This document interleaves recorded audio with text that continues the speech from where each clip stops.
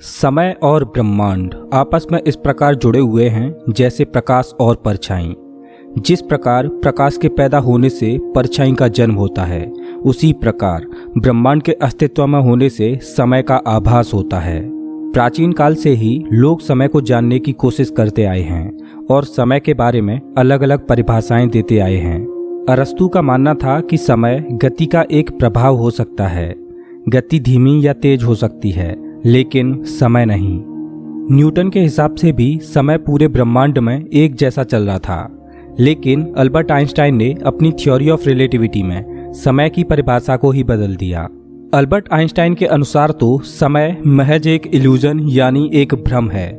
Albert Einstein के अनुसार ब्रह्मांड में समय की चाल हर जगह एक जैसी नहीं है। ब्रह्मांड में कहीं समय की चाल धीमी है तो कहीं पर तेज।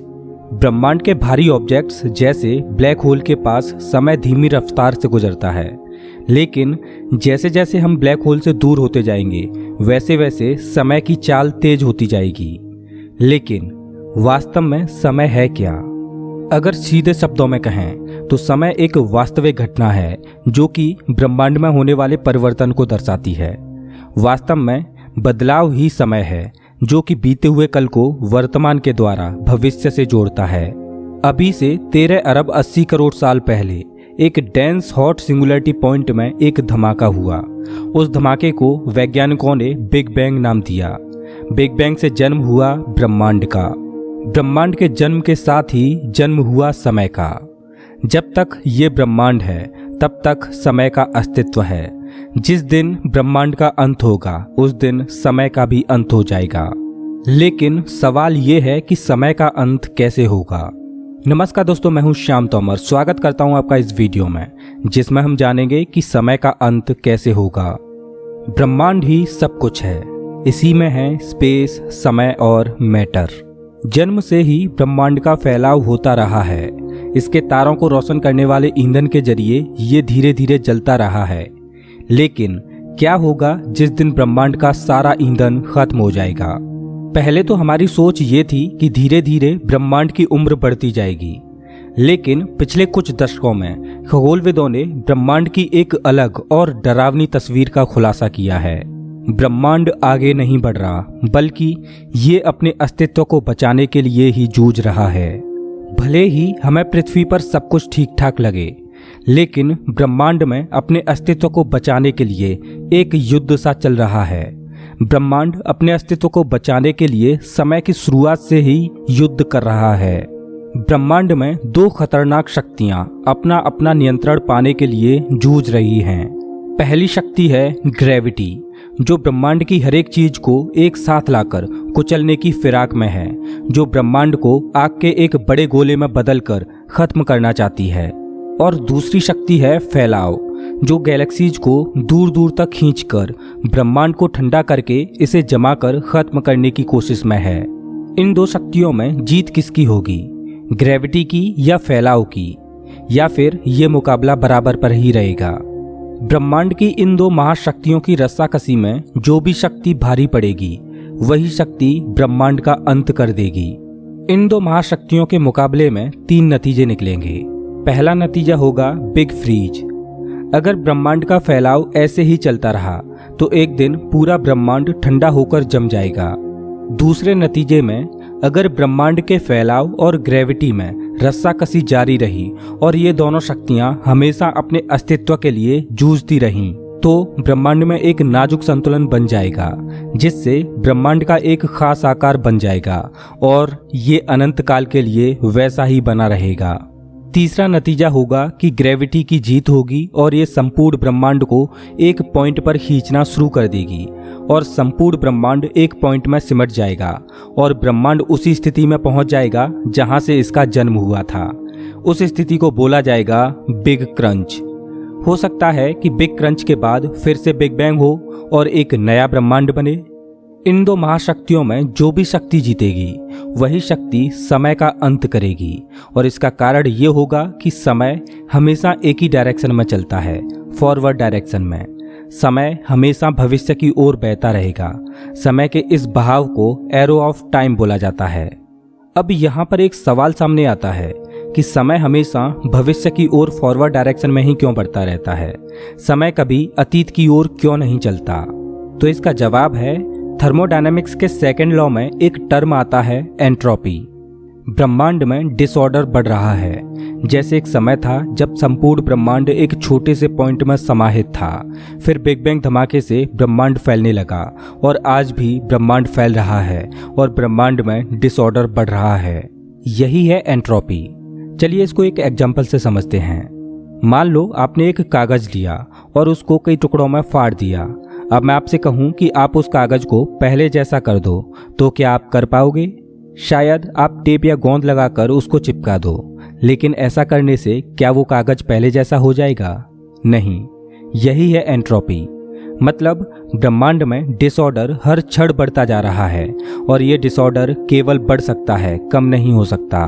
बढ़ते हुए डिसऑर्डर के चलते ही हम बीते हुए कल और आज में फर्क महसूस कर पाते हैं।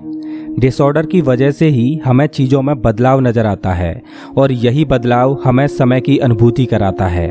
सोचो, अगर ब्रह्मांड में समय रुक गया तो बदलाव की सारी प्रक्रियाएं रुक जाएंगी, एंट्रोपी भी। या यूं कहें कि अगर ब्रह्मांड में डिसऑर्डर रुका तो समय भी ठहर जाएगा। कहने का मतलब एंट्रोपी की वजह से हम पास्ट और प्रेजेंट में अंतर महसूस करते हैं।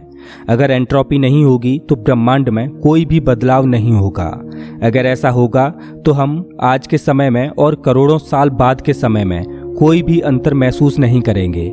ना ही हम कभी बूढ़े होंगे और ना ही हम कभी मरेंगे।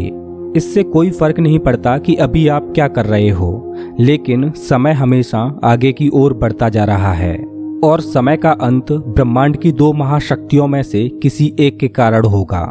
जैसा कि हम जानते हैं कि हमारा ब्रह्मांड फैल रहा है और ब्रह्मांड के फैलाव और ग्रेविटी में रस्साकसी जारी है।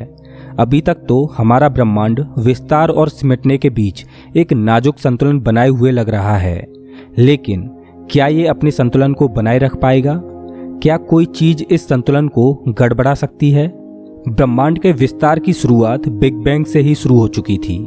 फैलाव ने एक ऐसा विशाल और चलता फिरता मंच बनाया जिस पर आज का ब्रह्मांड गतिमान है।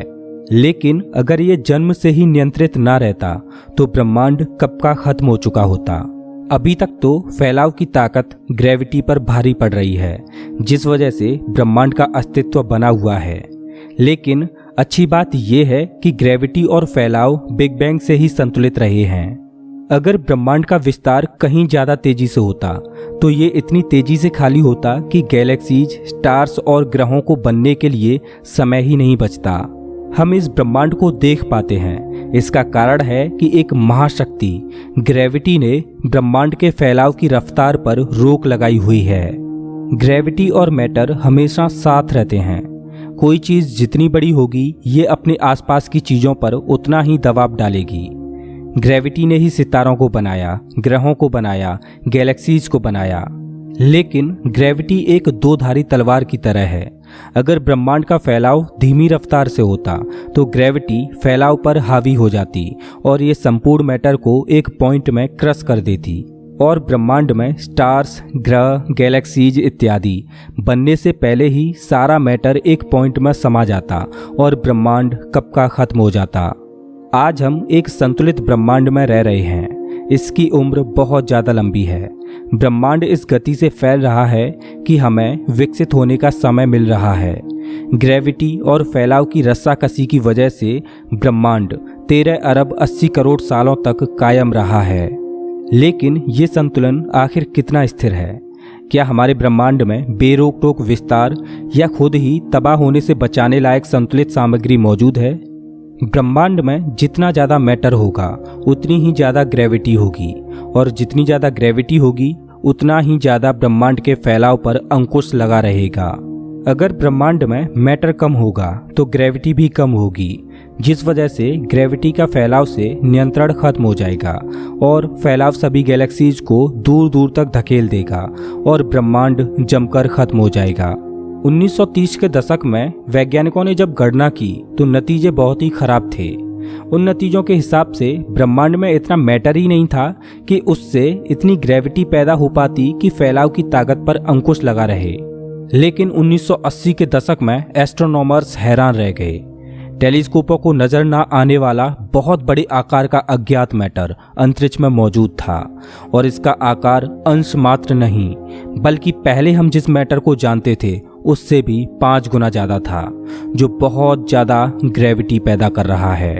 इस अज्ञात मैटर की खोज से पहले हमें लगता था कि जिन चीजों को हम देख सकते हैं केवल वही मैटर होता है और उसी से ग्रेविटी पैदा होती है, लेकिन इस अज्ञात मैटर की खोज ने वैज्ञानिकों की ब्रह्मांड को देखने की रूपरेखा ही बदल दी। जब ब्रह्मांड में मौजूद गैलेक्सीज का वैज्ञानिकों ने अध्ययन किया तो पाया कि गैलेक्सीज बहुत तेजी से रोटेट हो रही हैं। जिस तरह से सूर्य की जबरदस्त ग्रेविटी पृथ्वी और बाकी अन्य ग्रहों को एक गोल घेरे में नाजुक नृत्य कराती रहती है, सूर्य के मास से पैदा हुई ग्रेविटी ही दूर दूर तक मौजूद ग्रहों की परदियों की रफ्तार को नियंत्रित करती है।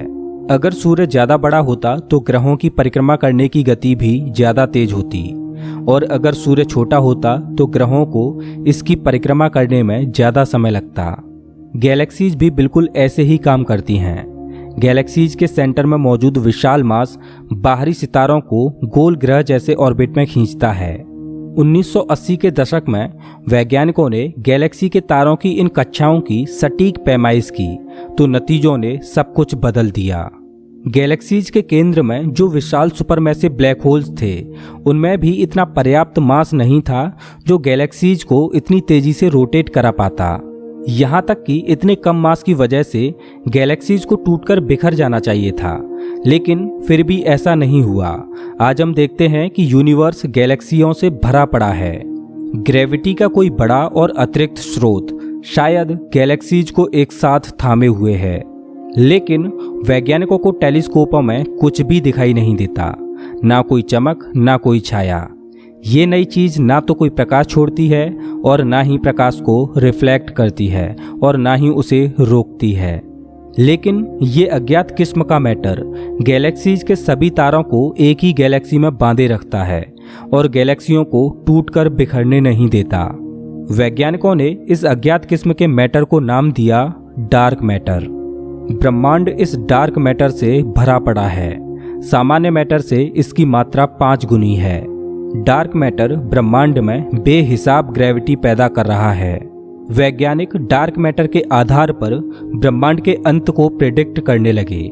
वैज्ञानिक मानने लगे कि किसी दिन सामान्य मैटर और डार्क मैटर से पैदा हुई ग्रेविटी ब्रह्मांड के विस्तार को रोक देगी और ग्रेविटी फैलाव पर भारी पड़ेगी। फैलता हुआ ब्रह्मांड फिर से सिकुड़ने लगेगा। सभी गैलेक्सियां एक दूसरे के पास आती जाएंगी और आपस में टकराकर मर्ज हो जाएंगी। बेहिसाब ग्रेविटी मैटर को तब तक क्रश करते जाएगी जब तक ब्रह्मांड का संपूर्ण मैटर एक सघन बिंदु में ना समा जाए। एक दिन ब्रह्मांड उसी जगह पर पहुंच जाएगा जहां से इसकी शुरुआत हुई थी, बिग बैंग पर।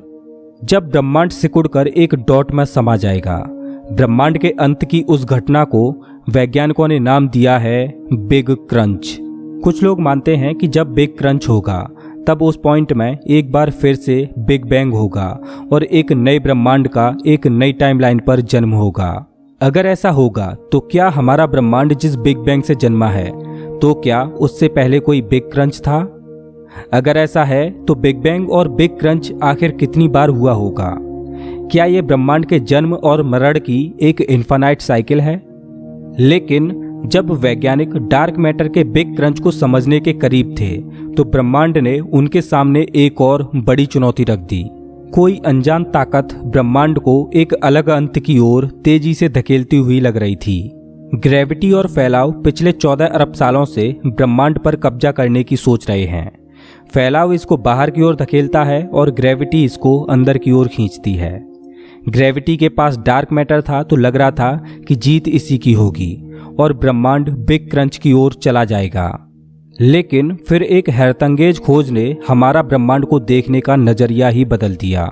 सन 1990 के आसपास वैज्ञानिकों ने ब्रह्मांड के विस्तार के इतिहास को नापने का फैसला किया ताकि वो ये जान पाएं कि ब्रह्मांड के फैलाव की गति कहीं इतनी धीमी तो नहीं हो रही कि एक दिन इसे बिग क्रंच का सामना करना पड़े, या फिर कहीं ऐसा तो नहीं कि ये हमेशा के लिए फैलता ही जाए।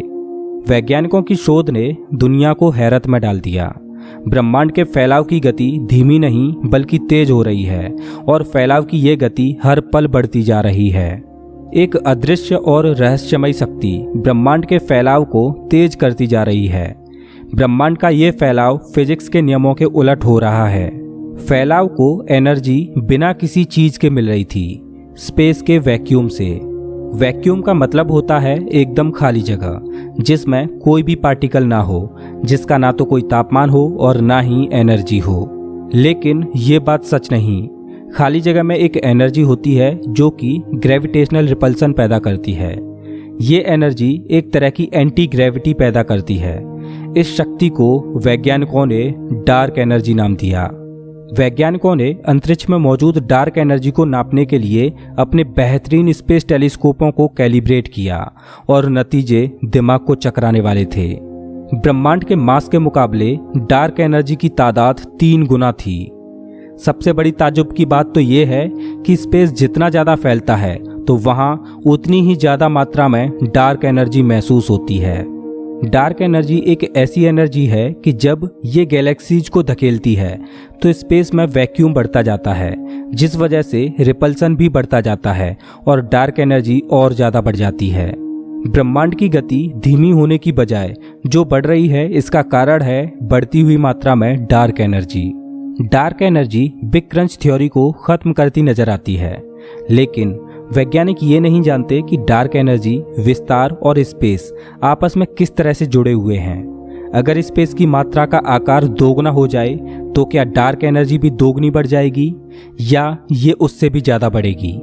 अगर स्पेस के बढ़ने से डार्क एनर्जी कई गुना बढ़ती जाएगी तो ब्रह्मांड का अंत बहुत ही डरावना होगा। जब डार्क एनर्जी की मात्रा बढ़ती जाएगी तो ये ग्रेविटी पर इस कदर हावी होगी कि ये गैलेक्सीज को भी तहस नहस कर देगी। जब डार्क एनर्जी अपने चरम पर होगी तो सबसे पहले गैलेक्सी फटना शुरू होंगी, फिर गैलेक्सीज के अंदरूनी हिस्से फटने लगेंगे और उसके बाद सौर मंडलों का भी यही हाल होगा। डार्क एनर्जी स्टार्स, ग्रहों और चट्टानों को फाड़ देगी। डार्क एनर्जी का कहर यही नहीं रुकेगा, वो सूक्ष्म स्तर पर मौजूद एटम्स को भी फाड़ देगी। ब्रह्मांड का ये अंत बहुत ही बेरहमी से और तेजी से होगा। डार्क एनर्जी मैटर के अस्तित्व को ही खत्म कर देगी। मैटर का अपना अस्तित्व खो जाने के बाद ब्रह्मांड का अंत हो जाएगा, साथ ही अंत हो जाएगा समय का। ब्रह्मांड के इस अंत को वैज्ञानिकों ने नाम दिया है बिग रिप। अगर ब्रह्मांड में स्पेस के बढ़ने से डार्क एनर्जी कई गुना ना बढ़कर 1:1 के अनुपात में बढ़े, मतलब 1 गुना स्पेस बढ़े तो 1 गुना ही डार्क एनर्जी बढ़े, इस स्थिति में ब्रह्मांड हमेशा के लिए फैलता जाएगा और ठंडा होता जाएगा। गैलेक्सीज में मौजूद स्टार्स का ईंधन धीरे धीरे खत्म होता जाएगा और गैलेक्सीज में अंधेरा छाता जाएगा। सभी गैलेक्सीज में सिर्फ मरे हुए तारों के अवशेष बचेंगे, जैसे ब्लैक होल, गैस और धूल के ठंडे बादल। सितारों का दौर खत्म हो जाएगा और ब्लैक होल्स का दौर शुरू हो जाएगा। ब्लैक होलों से भरी गैलेक्सीज विकसित होती रहेंगी। गैलेक्सीज में मौजूद ब्लैक होल्स एक दूसरे से मिलते रहेंगे और पहले से ज़्यादा बड़े होते जाएंगे। पहले वैज्ञानिक सोचा करते थे कि ब्लैक होल्स अमर होते हैं, लेकिन एक दिन इनकी भी मौत होगी। ब्लैक होल्स हॉकिंग्स रेडिएशन के द्वारा इवेपोरेट होते जाएंगे और छोटे होते जाएंगे और ख़त्म होते जाएंगे। जिस दिन ब्रह्मांड का आखिरी ब्लैक होल अपनी दम तोड़ेगा, उस दिन अंत होगा इस ब्रह्मांड का और समय का। ब्रह्मांड के इस तरह के अंत को वैज्ञानिकों ने नाम दिया है बिग फ्रीज, जिसमें ब्रह्मांड को ठंडी और धीमी मौत का सामना करना पड़ेगा जो खरबों खरब साल तक कायम रहेगी। अब ब्रह्मांड का अंत बिग क्रंच से होगा या बिग रिप से या फिर बिग फ्रीज से? इस सवाल का जवाब डार्क एनर्जी के रहस्य में छिपा है। लेकिन हमारा ये ब्रह्मांड खुद से जुड़े राज आसानी से उजागर नहीं करता और डार्क एनर्जी और डार्क मैटर की ही तरह अभी शायद कई आश्चर्यजनक तथ्य हमारा इंतजार कर रहे हैं, और ये आश्चर्य उन रहस्यों और चमत्कारों की तादाद और बढ़ाएंगे जो हमारे ब्रह्मांड ने हमारे लिए छुपा रखे हैं। इस ब्रह्मांड में क्या क्या है, इस बारे में हम अभी ज़्यादा कुछ नहीं जानते। हम फिलहाल खोज के एक दौर से गुजर रहे हैं जहां अभी बहुत सी खोजों का होना बाकी है। पृथ्वी पर भले ही हमें सब कुछ शांत लगे, लेकिन डार्क एनर्जी और ग्रेविटी की रस्साकसी में एक भीषण युद्ध चल रहा है और इन दोनों महाशक्तियों में युद्ध समय की शुरुआत से ही शुरू हो चुका था और समय के अंत तक चलता रहेगा। दोस्तों, आपको क्या लगता है कि ब्रह्मांड और समय का अंत किस महाशक्ति के जीतने से होगा? प्लीज कमेंट बॉक्स में जरूर बताएं। अगर आपको ये वीडियो अच्छा लगा हो तो इसे लाइक करें और ऐसे ही मजेदार वीडियोज के लिए चैनल को सब्सक्राइब करें, साथ ही बेल आइकॉन दबाएं।